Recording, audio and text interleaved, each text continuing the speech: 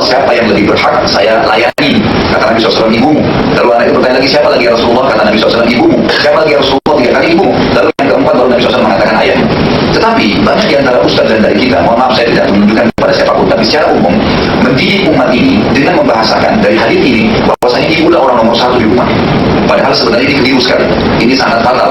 Hadis yang sering disebarkan bahwasanya surga di bawah telapak kaki ibu adalah hadis yang lemah dan hadis yang tidak benar. Sebagian ulama hadis mengatakan hadis yang bohong. Tidak pernah Nabi SAW mengatakan surga di bawah kaki telapak kaki ibu. Itu tidak pernah disebutkan seperti itu. Ini cuma dikarang-karang. Sehingga akhirnya banyak sekali dari umat Islam menomorkan ayahnya dan mendahulukan ibunya dalam segala hal, termasuk dalam kasus-kasus yang merupakan hak mutlaknya ayah. Perkataan bahwa hadits surga di bawah telapak kaki ibu adalah palsu seringkali muncul karena kekurangpahaman dalam membedakan antara redaksi, lafadz yang populer di masyarakat dengan substansi riwayat yang memiliki sanad sahih. Meski redaksi tertentu dinilai lemah oleh sebagian ulama, maknanya sangat sahih dan didukung oleh riwayat lain yang kualitasnya diakui.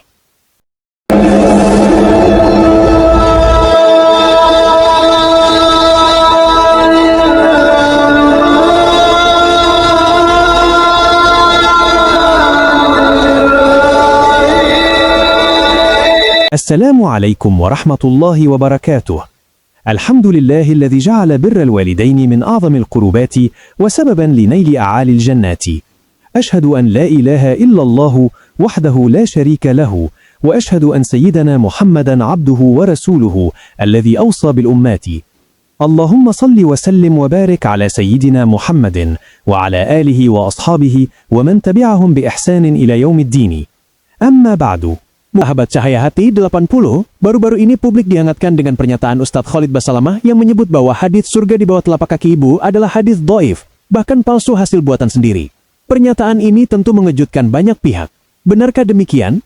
Mari kita bedah secara ilmiah, mana yang dhaif dan mana riwayat serupa yang justru berstatus sahih hasan menurut para pakar hadits dan ulama salafus soleh. Kan redaksi hadits memang benar. Redaksi yang berbunyi, Al-Jannatu tahta aqdamil ummahati, sering disebut oleh para pakar hadits seperti Imam Al-Albani atau Al-Iraqi sebagai riwayat dengan sanad yang lemah. Namun, menyebutnya palsu buatan sendiri adalah klaim yang berlebihan. Sebab, substansi hadits ini memiliki jalur periwayatan lain yang sangat kuat. Hadits sahih yang memiliki makna serupa.